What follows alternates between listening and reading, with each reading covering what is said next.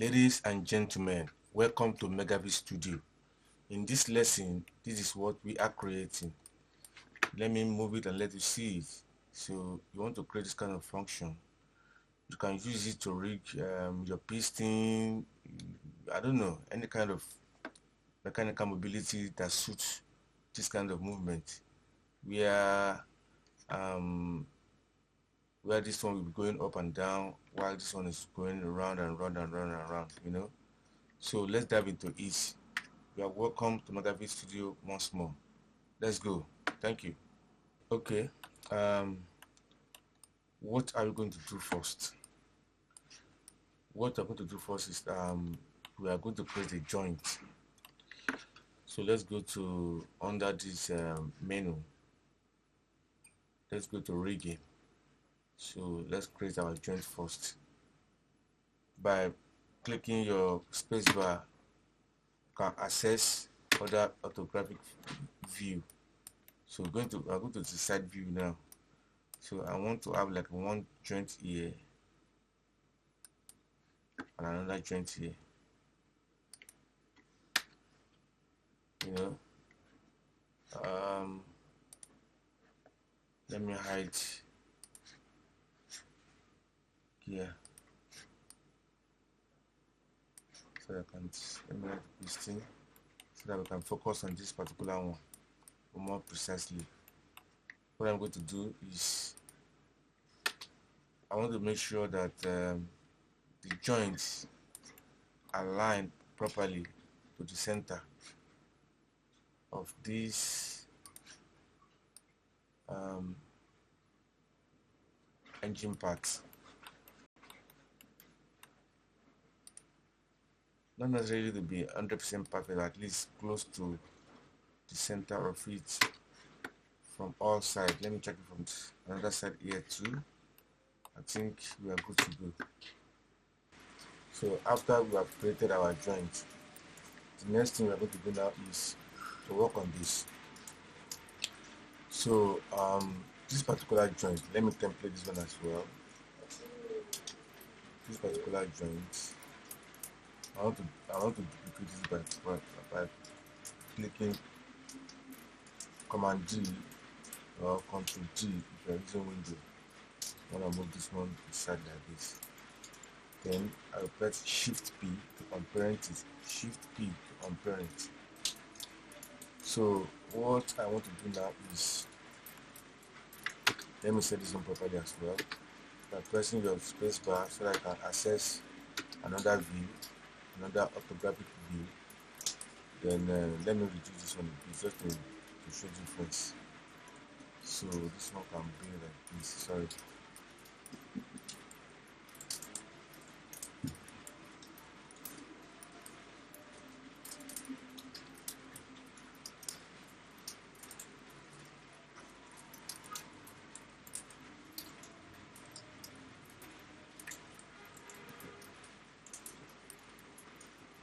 Sometimes this is fine.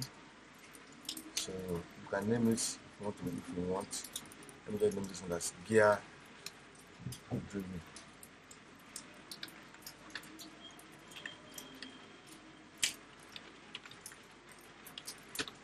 So we are going to make this joint.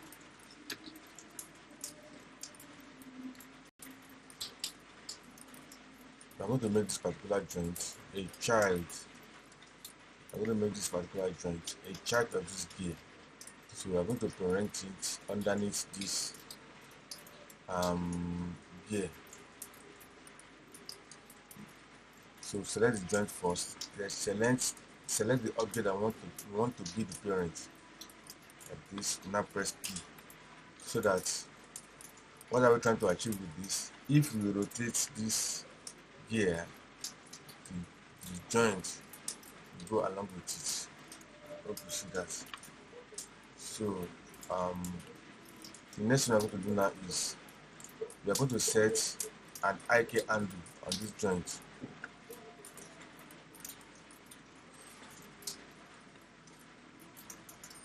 We are going to set an IK handle on this joint. So let's go. We go to rigging. under the shelf, you look for rigging. Then I'm going to click on skeleton. Then look for your IK handle. Create IK handle. Let's check the settings. The plane is fine. It's fine like that. So let's just click OK. So you select the base joint first, then shift click the top one. So by so doing, you have created your IK handle. So IK underscore gear underscore 01, enter. So what next are we going to do? That's still coming. The next thing now is let's create a control for this joint. Let's create let's use a very simple something like knock off circle. Move it to the top. So I want it to align properly with the joint base. How am I going to achieve that? This is what I will do. I will select my joint first, because we're going to use a parent constraint to align it properly. So I will select my joint first, then shift select the circle, then go to constraint, now go to parent. I will make sure that maintain offset is unchecked. It's unchecked. So by doing that, the circle will be able to move to the position where the joint is. So let's see. If let's probably see something. If let's say this joint comes like this away from the joint. If I select the joint and then shift select the curve and I click apply, you see that the parent constraint is applied. Because if we look at my channels box here, you see that the curve now has some blue markings. That shows that the parent constraint has been applied. If I move my joint now, the circle will follow it, but that's not what we want.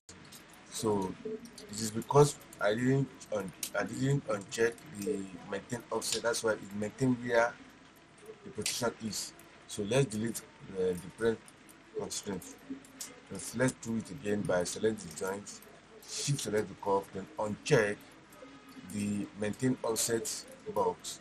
Then if I apply, the circle will move to exact position where the joint is. So we don't need the rest constraints. We just want to use it to align our knob curve to the position of the joint. So we are going to delete this. We are going to delete the parent constraint. So we have already achieved our curve at where we want it to be. So let me increase it a little bit so that it can be a little bit bigger. Let me do this quickly. So it can be a little bit, sorry about that, so that it can be a little bit bigger than the handle. Move to it. So let's leave it like that. Now let me freeze it. Let me freeze the transformation. How do you do that? Go to edit, delete by type is modify freeze transformation. So everything will become 0. Then the history as well. Go to edit, delete by type history, so that I want my curve to be very clean and free of any connection. So what am I going to do next? I'm going to create a group. I'm going to group this curve to itself by hitting Ctrl G or Command G. So by default the pivot of this knob curve of the group will be at the world origin. But let me center the pivot as well. Select the group and center the pivot. Modify center pivots so that the pivot can be at center here. This is fine. So let me quickly rename it CRV.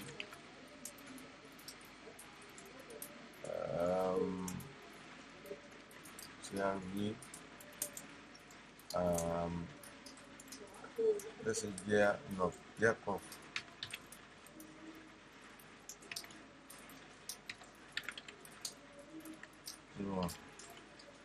Then copy it, select the group grp underscore. So this is exactly what we want. Now we will now make the knob curve to be the parent now. To be the parent of this joint. So we select our knob curve first, shift select the joint, and now hit parent constraints.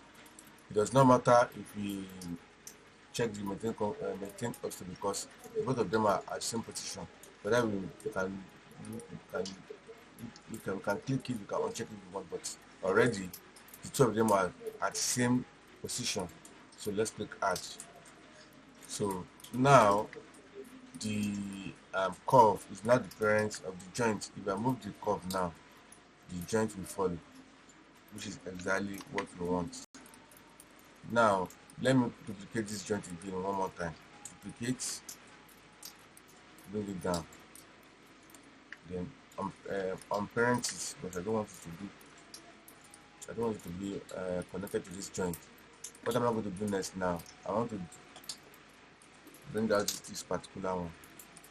So let me, I can put it anywhere, somewhere along it is fine.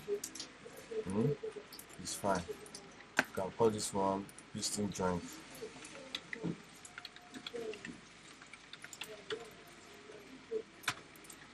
So that is it for now. So let's go to the next phase. Now let us continue from where we stopped. Now that we have created this joint, I will call it a piston joint. Then we have our piston as well ready, piston rod ready. What we are going to do now, we will now start to skin. So we call skinning. Skinning is a process whereby a geometry, polygon or knob surface is attached to a joint. So let's go quickly to do that. So we come to skin here, you can see, then bind skin. Let's open the two settings, the bind options. Okay, we are going to select our joint first, then shift select our geometry. Then let me reset first. Then let's quickly make some changes. We are going to select selected joints here. Well, what we are actually doing is the kind of rigging we want to do here is not a rigging that has bend. So we are not bending anything. So just a rigid body kind of. So let's maintain everything as it is, but let's change this one to 1. Let's change this one to 1. Then we click apply. Then secondly, let's do the same thing for this one. Select this joint,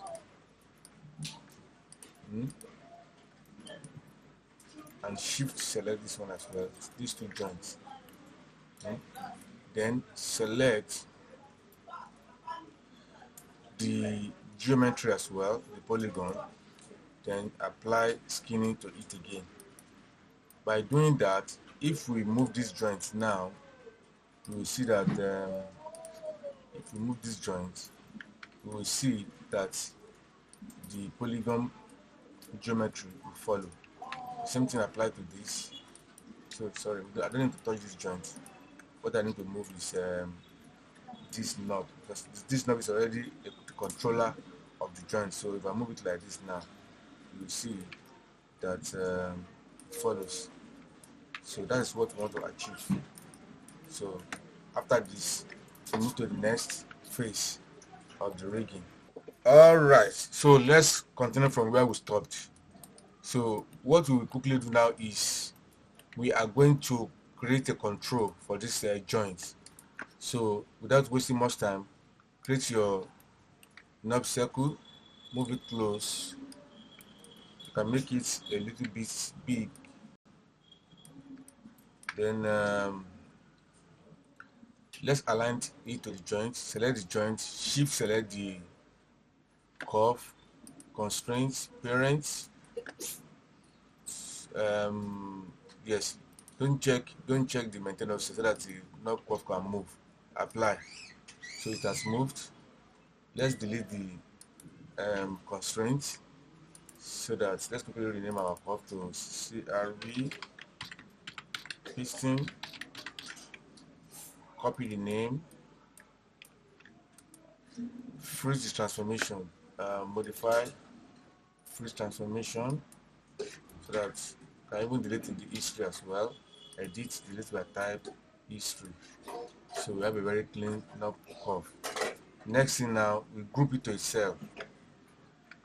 After grouping it, we center the pivot, modify center pivot, then we rename it as well, GRP, we paste the name again.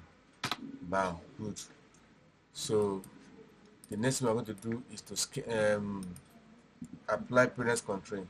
So we now made the knob curve the parent of the joint. Select the knob curve first, shift select the joint, then we apply parent constraints. It does not matter whether we check it or not, because the two of them are at the same position, one on top of the other. So apply. Now the knob curve is now the parent. When we move the knob curve, the joints and the mesh will follow. So that's cool. Now so what are we going to do next? What we are going to do next is this joint, the one that we parented to the gear geometry. We are going to set a constraint between this and this. So the kind of constraint we are using is called point constraint. Let's check the options. So let's quickly reset it. So what we're gonna do is we select the joint first, which is the parent, then we select the child second. So we are going to maintain the offsets so that we don't want it to shift away from where it is. But no, what we are doing is what we are applying the constraint to is the piston group that we have above the curve. So we select the joint, then we control, because we want to pick it from outliner. We cannot use shift. What we use is control or command. Select the joints, then control or command, select the group. Then we are going to apply this point constraint, but we only want it to apply to the Y, so that to the Y. Where is our Y? Our Y is up here, the green. We select this thing now to the green, so that this thing can only move up and down alone. I hope you get it. Cool. So select your joints, control select the piston group. I will tell you why we are applying to the group later.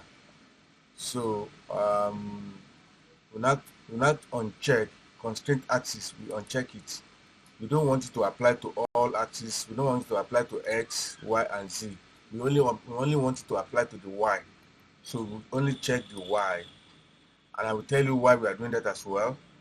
So click apply, and make sure that you are at the first on 0, so that everything will align properly. So to apply, now that I've applied this, what will happen now is if this gear rotates, what we are going to see is that you can see the piston start following it in up and down motion, because that constraint applied only to the Y. I hope you get that. If you have any question, put it in the comments section below. Thank you. Let's move to the next phase. Let us continue from where we stopped again. So we are already making progress. Now that we have seen that when we rotate our gear, now you can see that the piston is already going up and down, which is what we want. So the next thing we are going to do now, before we do any other thing, is let us parent this curve under this gear curve under the piston curve. What are we going to do? We are not going to do it directly. We are going to select what is above the group that is above this circle. So this is the knob circle. So we are going to select the gear so that we can maintain the offset. So select the gears group, then control select the, because we are selecting from the within the outliner, so we cannot, if I use shift to select everything underneath, so we are not going to use shift, we are going to use control or command. So command click the other group. No, sorry, I don't want to put it under the group, I want to put it under the curve. So select this group, then control click the curve and press P to parent. So now the whole of this group and the curve is now a child to this curve. So if this curve moves now, this curve and the group will follow it. So if you rotate the gear now, you can see that everything is going up and down accordingly as we want it. So we're already making progress. Another thing I quickly do in this section is to use expression to drive the rotation of our gear instead of rotating it by hand manually. So I want to use expression to rotate it. If you look at the gear now, you can see that I've already hidden all the translate, the rotate, and every other thing. The only thing I left is X, so that we want to lock it to X rotation only. So how do we now use expression to rotate it? This is what we are going to do. So click on the name, rotate X, go to edit, expression. So expression, by clicking that, it will give us this dialog box called expression editor. So I'm going to copy this name here, paste it. By control and scroll my middle mouse button, I can make it bigger like this. I will now write this simple expression: equal time times any number that I want. So the higher the number, the higher the speed. But let me try something like 50 first, then put a semicolon, create. Let me play. I think it's not bad. It's not bad. It's rotating relatively, but I want it to rotate the other way around. So what do?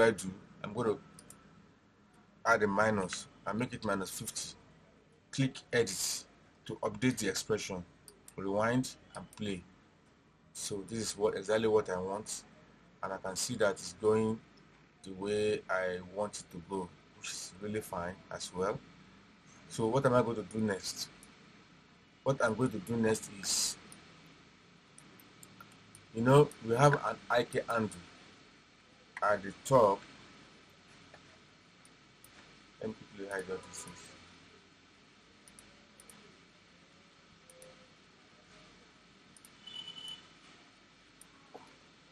We have an IK handle at the top here.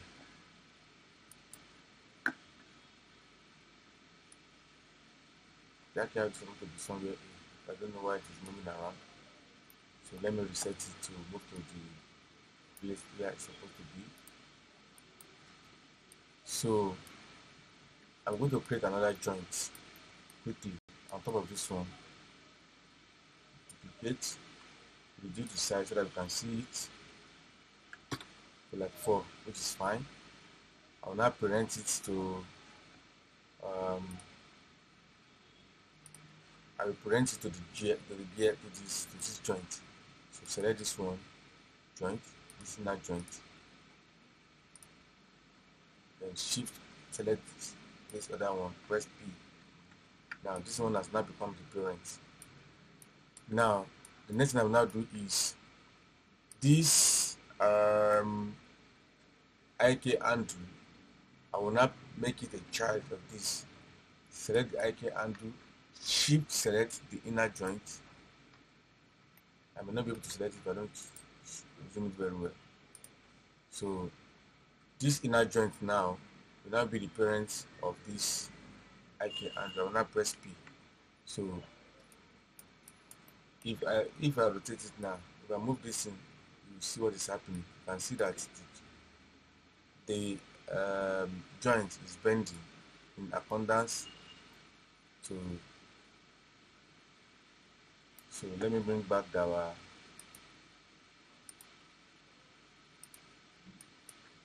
so this is what we have. We have something like this now. You see it.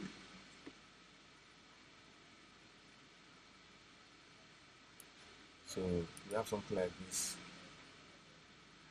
It's not properly fixed yet, but at least you can see that we are getting somewhere. Let me bring back the piston as well.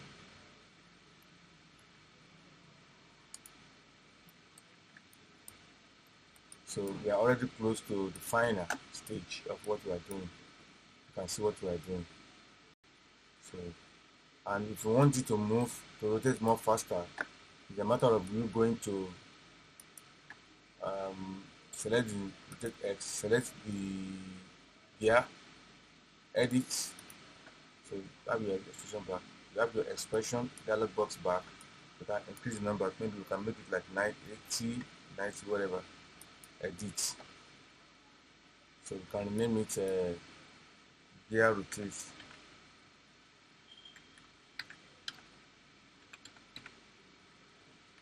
Zero 1. Fine. Edit. So you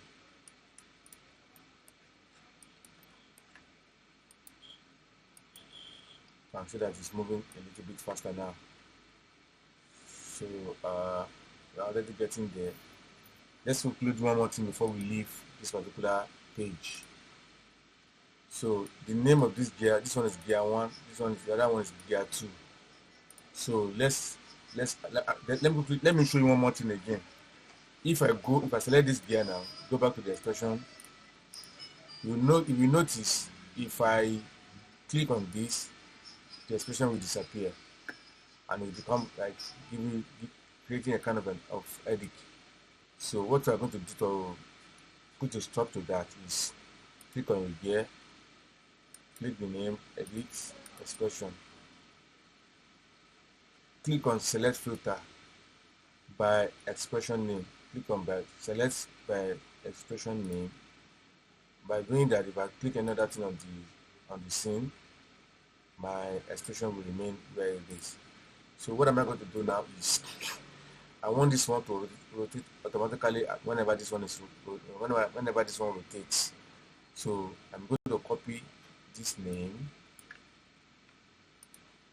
enter, paste this below.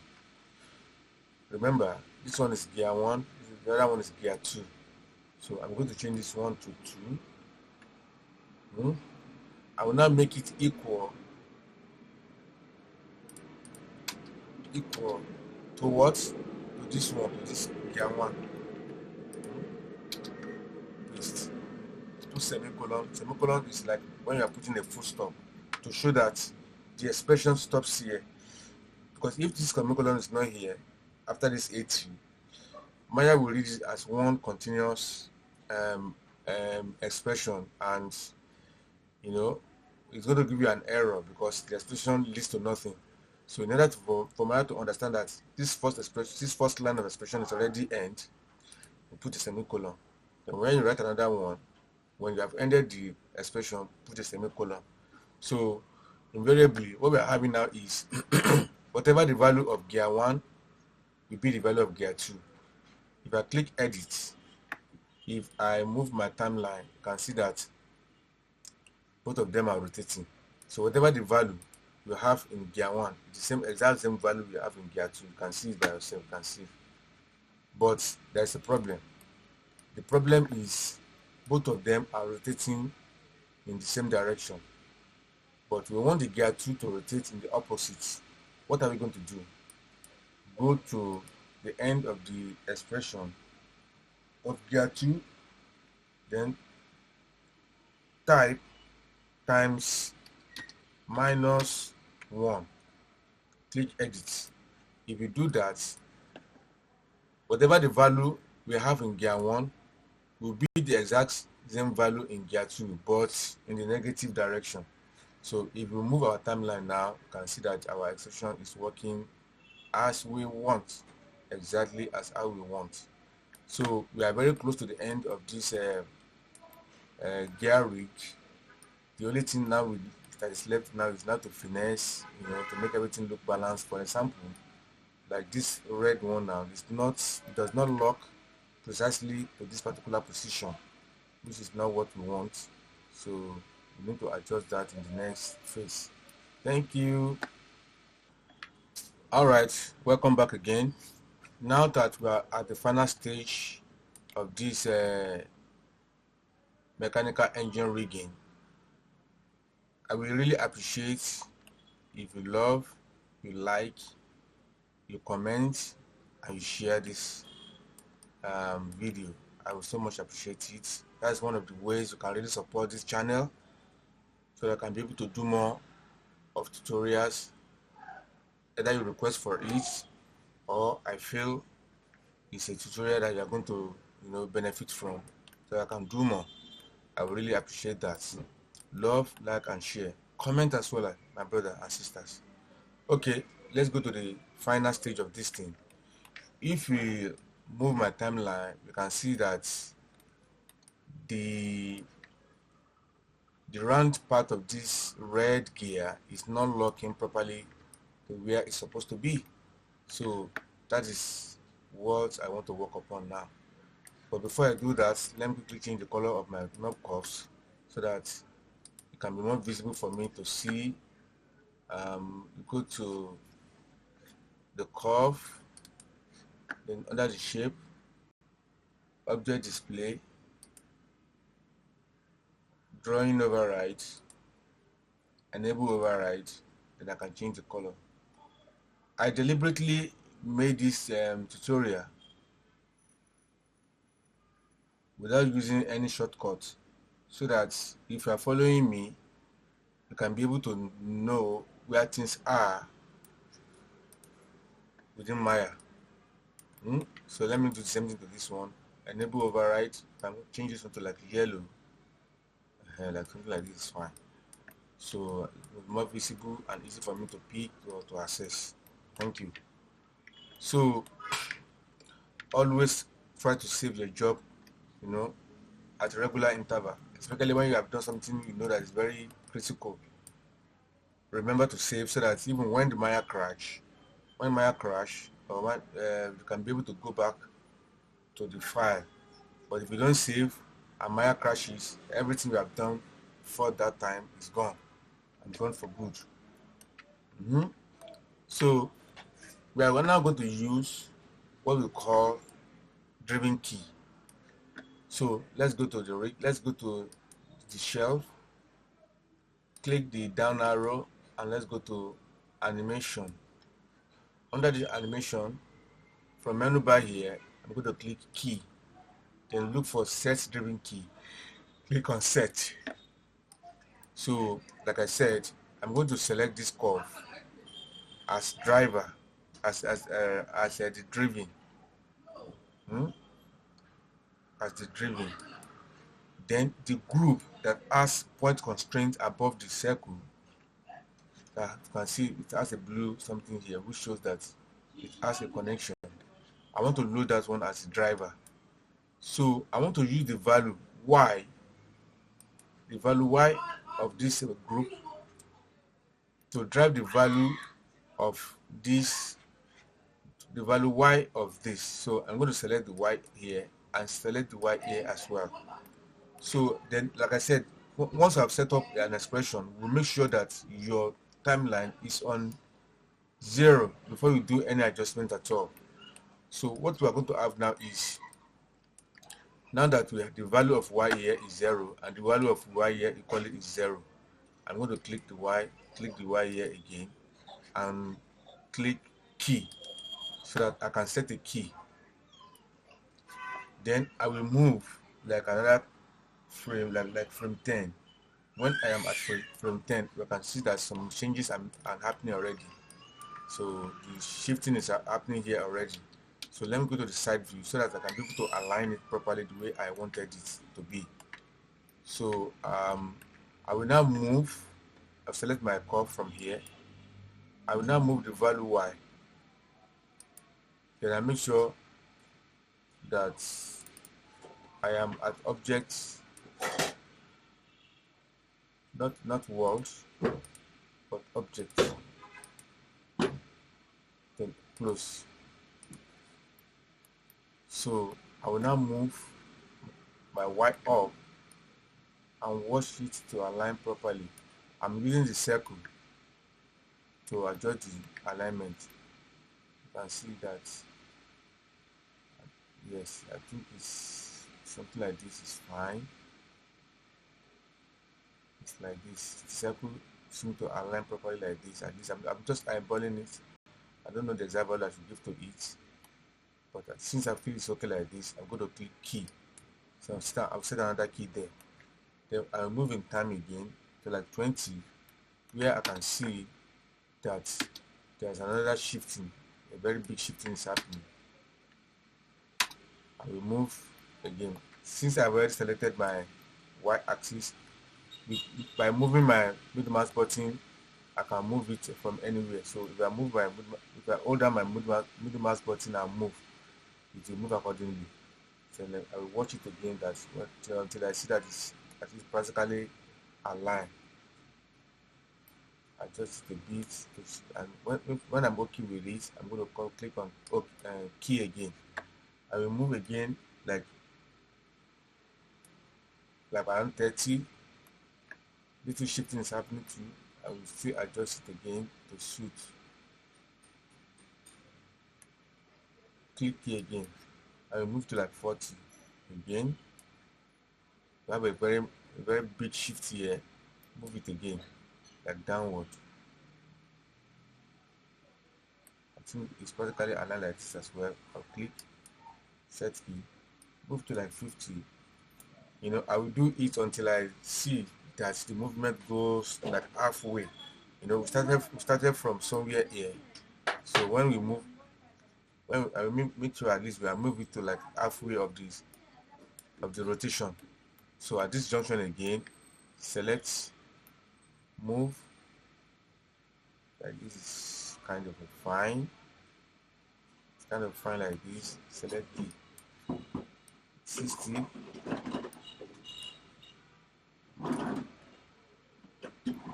Move again. I think it's kind of fine like this. So let me check. Maybe it has gone round. You can see that I think we have achieved what we want to achieve. Which I feel is okay. Now if I move now, you can see that the red lock, we are supposed to lock properly without any issue. So what I can do further is select this curve that has the value, this animation on top of it. Go to key, insert window, animation, graph editor. so that I can smooth out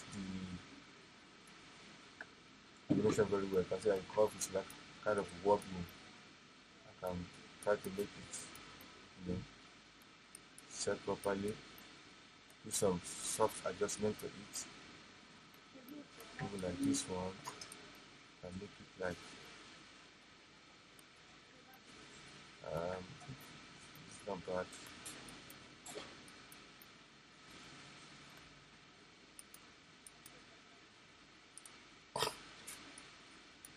So if I move now, if I press move now, everything is working perfectly without any shifting, any noticeable shifting showing up. So we have resolved that. I think this brings us to the end of this rigging process. So the next thing is for you to light, render it, and add sound to it if you want to render the video out.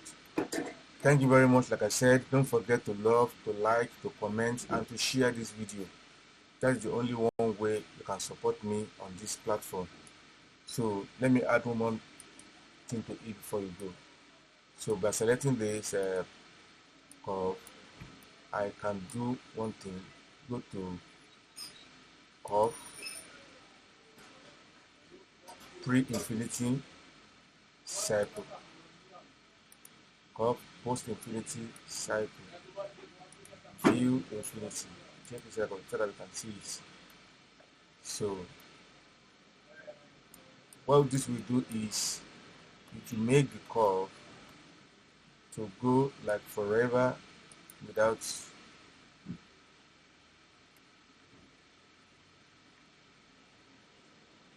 any glitch. So